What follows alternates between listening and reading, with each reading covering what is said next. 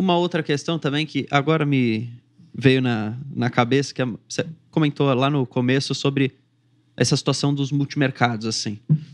E acho que não é de hoje, mas se você for ver um pouco... O Mota, que é o nosso estrategista macro aqui, ele sempre mostra um pouco da performance, assim, dos multimercados. Você vê que os caras estão apanhando demais, assim, é bizarro.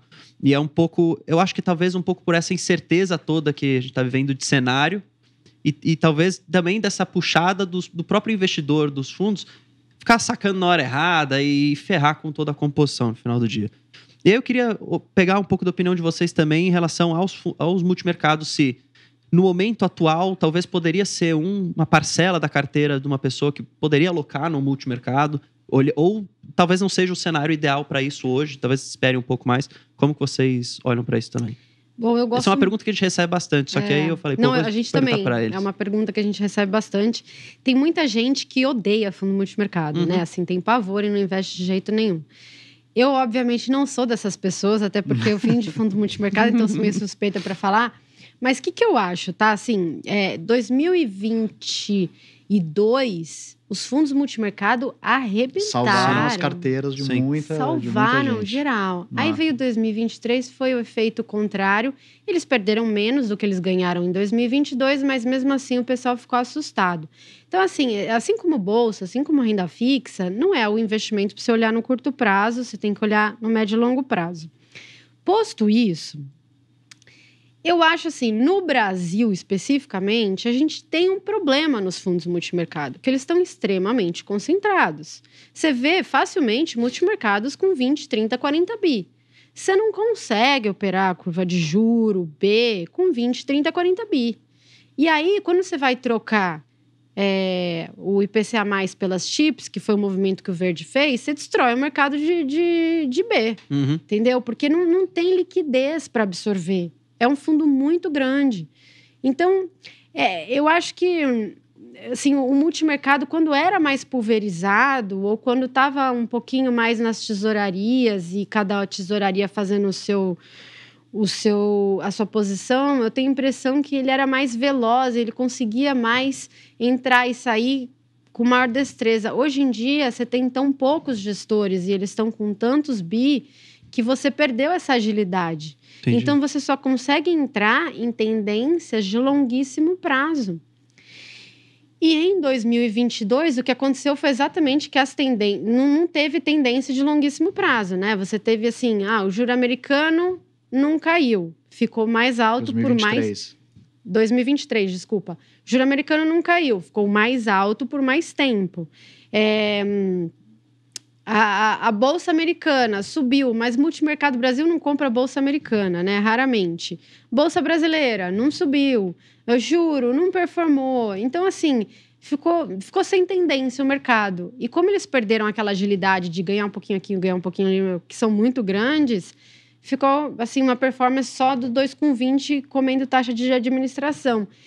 Então, assim, eu gostaria muito de ver uma indústria muito mais pulverizada. Agora, também está cada vez mais difícil, porque você tem 2, 3 players, 5 players, que são 2, 3 bancões e 2, 3 grandes corretoras, responsáveis por 90% da distribuição dos fundos do multimercado, e eles alocam tudo no mesmo. Então, enfim, não sei como resolver isso. Tá falando, então, que virou refém do próprio sistema que eles mesmos criaram no final do dia, né? Isso. Tá falando isso. E aí, você acha que isso é uma das... Essa falta de tendência, e por eles serem seguidores de tendência, é o que tá fazendo o pessoal sacar muito e falar, não quero, odeio o fundo multimercado? Não, eu acho que o que tá fazendo eles sacarem é a performance ruim e recente, né? Assim, é só olhar pra performance e o cara não quero isso. Se você olha, por exemplo, Verde, SPX, enfim, pega os top 5, né? Legacy, Genoa, você pega... de 22. Você pega uma marca, você tem até aquele índice da Ambima, né? Que faz uma... Fala mais perto do Mickey. O índice da Ambima que mede, né, a indústria como um todo, para não entrar em nomes específicos, mas praticamente nenhum gestor, depois que a Treasury de 10 anos lá chegou lá nos 4,3, que foi o grande movimento que a maioria acertou, então foi o grande último acerto, né, da classe. Desde outubro de 2022, a performance está muito, muito ruim. Eu acho que um pouco nessa linha também dessa questão de não ter tendência, você pega a Bolsa também, sobe e desce, o juro real está nesse patamar aí perto de IPCA mais 6, desde então também, às vezes cai um pouco, sobe também, não teve nenhuma grande mudança, né? Até o real ficou parado. Exato, 5,30, né? Então, se olha, a gente tá tudo, olha para 2 anos atrás, a gente tá tudo mais ou menos onde estava. Então, dificulta um pouco a vida, tem esse ponto total perfeito que a Marília falou, do tamanho do fundo que dificulta.